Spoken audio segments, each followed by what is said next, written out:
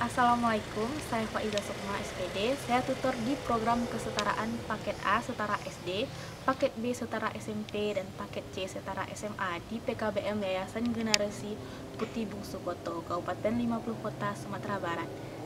Dalam keseharian di PKBM, saya melihat bahwa peserta didik itu sangat beragam. Ada yang usianya sudah sangat tua dan ada yang usianya setara dengan usia sekolah. Begitu juga beban kehidupan dari masing-masing peserta didik. Sebagai tutor, saya ditempatkan di mata pelajaran pemberdayaan dan keterampilan. Tentu saja ini menjadi sebuah tantangan yang cukup besar bagi saya. Mata pelajaran keterampilan harus diajarkan kepada anak, di mana dalam satu rombel, mereka belum tentu memiliki hobi dan keinginan keterampilan yang sama. Sulit memberikan keterampilan komputer untuk satu kelas. Sementara peserta didik menyukai menjahit dan tidak berminat IT, atau memberikan pelajaran tata boga, sementara ada yang sangat malas untuk memasak, atau tidak memiliki waktu karena bekerja sebagai buruh harian lepas. Mereka berada pada profesi dan kehidupan keseharian yang sangat berbeda. Ada yang sehari-hari berprofesi sebagai tenaga bantu untuk menjahit, ada yang berprofesi sebagai pedagang kecil, ada yang sangat hobi dengan komputer, dan ada yang menolak untuk belajar komputer. Persoalannya, pemberdayaan dan keterampilan itu harus diajarkan pada seluruh rombongan belajar di pendidikan kesetaraan. Di sisi lain, saya masuk sebagai tutor baru yang sangat tertarik dengan implementasi kurikulum merdeka di sebagai pengajar. Tentu saja menjadi persoalan bagi saya untuk memulai ide-ide terkait dengan program pendidikan kesetaraan.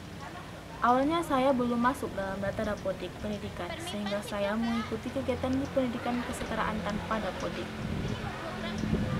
Meski seiring waktu, masuknya saya di dapodik disetujui oleh Kepala Satuan Pendidikan, butuh perjuangan.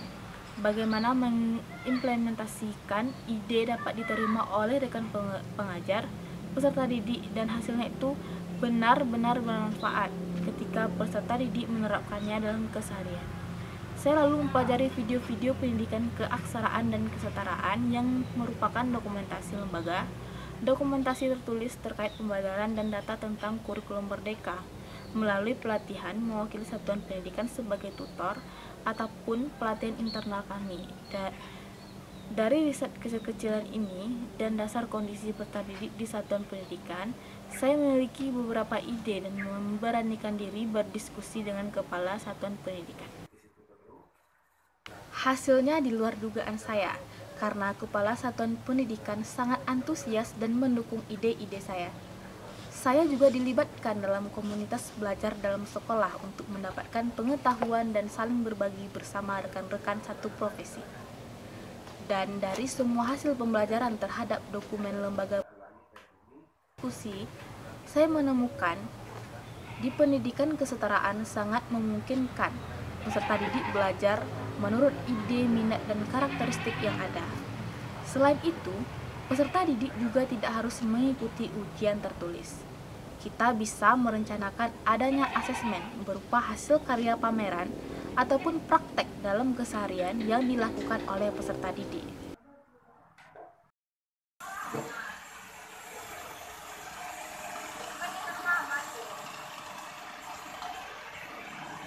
Karena itu, dalam modul ajar keterampilan dan pemberdayaan, kami mengelompokkan peserta didik tidak berdasarkan jenjang pendidikan, namun berdasarkan minat dan praktek dalam keseharian. Peserta didik dengan keseharian berdagang makanan dan hobi membuat masakan disatukan dalam pendidikan pembuatan jajanan sebagai keterampilan dan pemberdayaan berbasis profil pelajar Pancasila. Lanjut. Peserta dengan hobi menulis, berbakat dalam bahasa Inggris dan menguasai bahasa, dan juga berminat dalam desain, dimasukkan dalam kelompok teknologi dengan tugas menyusun dan menulis blog. Berdasarkan tugas-tugas pembelajaran dan belajar aplikasi Blender 3D, asesmen berupa laporan di blog dalam bahasa Indonesia dan bahasa Inggris. Peserta didik juga diminta mengikuti classroom untuk meningkatkan skill dan Kelompok peserta pekerja dikelompokkan berdasarkan pekerjaan dan membuat laporan tentang pekerjaan masing-masing. Karena dianggap telah memiliki keterampilan, asesmen berupa kemampuan teknis membuat laporan sehingga mendukung kepada peningkatan kompetensi peserta didik. Hasil dari pengelompokan ini lebih meningkatkan peran serta peserta didik dan membuat peserta didik lebih enjoy dalam belajar. Pengelompokan ini nampaknya lebih terarah kepada pembelajaran yang berorientasi kepada peserta didik.